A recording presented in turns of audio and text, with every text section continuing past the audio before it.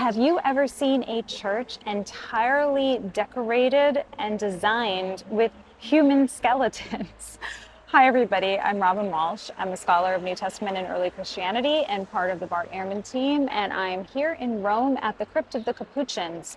I'm about to go into the ossuary crypt. So this is a series of rooms that are decorated entirely with the bodies of deceased friars. Actually, there are, I think, by some estimates, about 3,700 of them, and they constitute the walls, the ceilings, and all the decorative motifs. So let me go in and show it to you. I'll record a video once I get inside. You won't see me on camera out of respect once I'm inside the crypts, but I'll do a little voiceover to tell you something about each one of the rooms and a little bit of the history. So let's go inside. As best as they can reconstruct, they believe these bones may have been brought from a different Capuchin friary sometime around 1631. In the early 18th century, there is some testimony that bones had been stacked, taken from this friary in this particular crypt, but not necessarily in a particular design. But by 1775, there's testimony actually from the Marquis de Sade saying that he had been to these crypts and how impressive they were. As I said before, there are estimated to be about 3,700 skeletons, mostly of Capuchin friars. It's about 30 meters long. There are 6 chambers and 5 ossuaries or crypts of bones overall, and soil from the so-called Holy Land you can see here, where there are other friars also buried.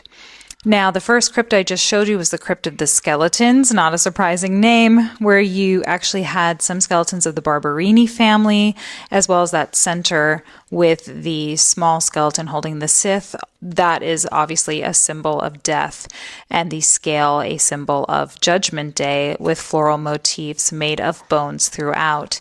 This crypt that you just saw was the Crypt of the Tibia and Femurs, so 4 niches with Capuchins in habits and a Franciscan crest above the cross, and again those burials in the soil with some star motifs. This is, not surprisingly, the Crypt of the Pelvises, and the skeletons are holding the tools of the Passion of the Christ, including crosses and a spear with sponges. The next crypt is the Crypt of the Skulls. There you have an hourglass up on the wall with shoulder blades flanking it, as well as capuchins and niches resting, and a chandelier made entirely also of bones. Next to this is a small chapel. I won't show you pictures of that here, but the next crypt is going to also bring home the overall theological message and motif here of meditating on death and its inevitability and reality. This is the Crypt of the Resurrection. There's a painting of Jesus raising Lazarus in the central niche, so here we see the point of all of this, that we are promised the resurrection and the materiality of the body matters little in the face of eternal life. So if you found this interesting, as I'm sure you did, you might want to go check out the Biblical Studies Academy. You can go to bartehrman.com/BSA Learning. There are many other videos, including content that I can't put on YouTube that you can check out. There are also courses, discussion boards, and other kinds of content for those of you interested in the study of religion and early Christianity and later Christian practices.